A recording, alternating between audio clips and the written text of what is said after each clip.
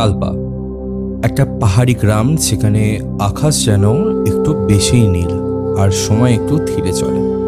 পথ শুরু হিন্দুস্তান তিবেত হাইওয়ে দিয়ে।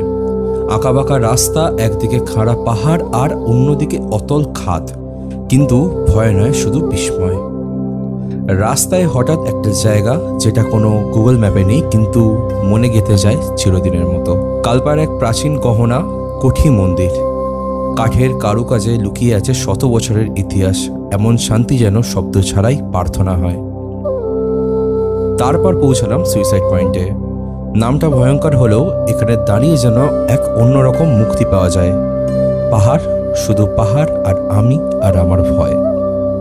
শেষে নারায়ণ নাগিনী মন্দির, এক টুকরো পৌরাণিকতা যেখানে অনুভবই ঈশ্বর।